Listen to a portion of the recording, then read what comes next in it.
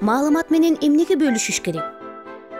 Бир нече жыл мурун климаттын өзгөрүшү жөнүндө сабак берген профессор бир семестрде 100 студент окутууга жетишчү экен. Бир күнү ал эгер мен өзүмдүн сабактарымды интернетке жайгаштырсам, анда бул 100 студент гана эмес, бардыгы ал сабактарды окуй алат деп ойлойт. Дал ошондой жасады. Андан мындай окуялар келип чыкты.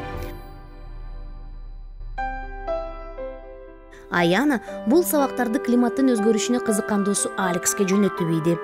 Алекс бул сабактар абдан кызыктуу экенин көрүп, аларды андан ары Африкадагы Лулу аттуу досуна жөнөтүп ийди. Лулудагы Филипп аттуу жолдошу менен өз сабактарын иштеп жаткан кез эле алар бул сабактардан алынган маалыматтарды жана башка изилдөөлөрдү колдонуп, Африканын климатынын өзгөрүшү тууралуу жаңы курсту иштеп чыгышты. Алан ошол бир курстардын катышуучусу бул маалыматты Латин Америкадагы экология маселелерин изилдеген Габи менен бөлүшөт. Габи ал маалыматтарды классына алып келип, классташтары менен чогуу испан тилине которот. Андан кийин Габинин мугалими которулган маалыматтарды башка класстардын окуучулары менен бөлүшөт. Башка класста окуган Майра бул маалыматтарды атасы менен, ал өз кезегинде өзү менен чогуу иштеген кесиптештери менен бөлүшөт.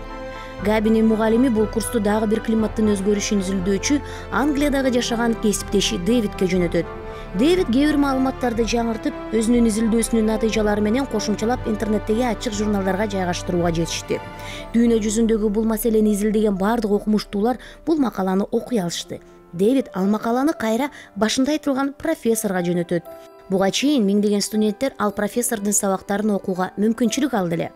Жылдар өтүп, көптөгөн окуу жайлар өздөрүнүн окуу маалыматтарын ачыкка чыгарып башташты. Мамлекеттердин бийликтери ачык билим берүү ресурстарынын өнүктүрүүсүн колдоп башташты.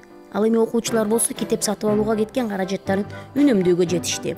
Башка алдыңкы инновациялык университеттер өзүнүн бүтүндүү курстарынын маалыматтарын дүйнө жүзүндөгү бардык студенттерге акысыз колдонууга мүмкүнчүлүк беришти. Ачык билим берүү ресурстары бул билим берүү, окуу жана изилдөө ресурстары. Аларды кайра колдонууга, кайра таратууга, кайра иштеп чыгууга жана өзгөртүүгө мүмкүн. Ачык билим берүү ресурстары ар бир адамга жеткиликтүү. Окуучуларга, изилдөөчүлөргө, ата-энелерге, ишкерлерге, жарандарга, башкача айтканда сизге. Ачык билим берүү ресурстары коомго таандык байлык. Ар бирибиз билим алууга укуктуубуз, а бирок көптөгөн адамдар ага жете албай келе жатат. Ачык билим берүү ресурстары билимге жетүү мүмкүнчүлүгүн арытат, анын сабатын жогорулатат, акысын төмөндөтөт. Маалымат менен бөлүшүү өтө маанилүү. Сиздер көргөндөй, ачык билим берүү ресурстары ар бир адамдын билим алуу укугун камсыздайт.